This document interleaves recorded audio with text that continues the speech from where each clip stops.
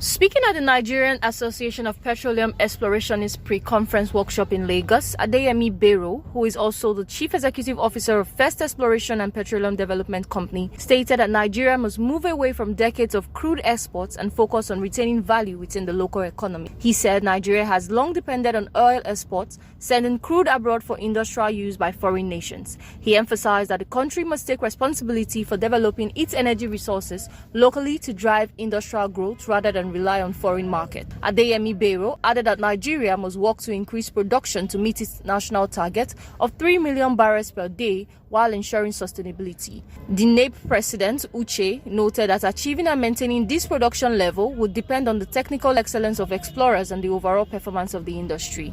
Oando suspends petrol imports as Dangote raises output. Oando PLC has suspended petrol importation into Nigeria as rising output from the Dangote refinery continues to reshape the downstream oil market, causing a 20% drop in the company's trading revenue.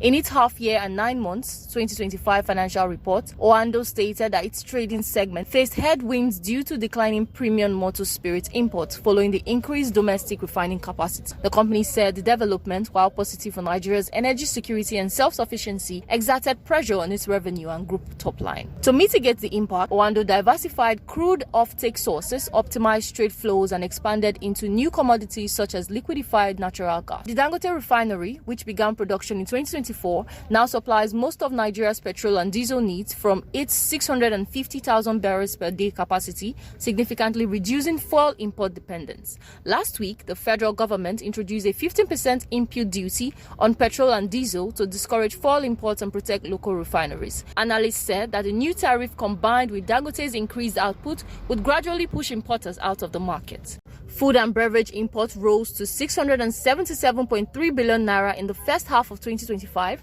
representing a 44.48% increase from 468.76 billion naira in the same period of 2024, according to the National Bureau of Statistics.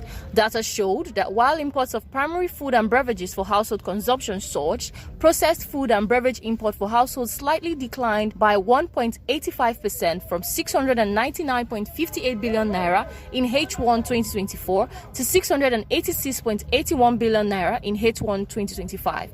Primary food and beverage imports for industrial use grew by 1.37% from 969.22 billion naira to 982.49 billion naira, while processed imports for industrial use increased by 7.28% from 984.16 billion naira to 1.6 trillion naira. Members of the organized private sector attributed the surge in imports to weak local production, insecurity, inconsistent agricultural policies, and consumer preference for imported goods. Despite the import surge, food inflation dropped to 16.87% in September 2025 from 37.77% in September 2024. However, stakeholders warned that continued policy inconsistency and production challenges could worsen food insecurity. Nigeria's agricultural import bill reached 2.22 trillion naira in the first half of 2025, reflecting rising dependence on foreign food supply. Temitope Oluwafemi reporting for BTV News.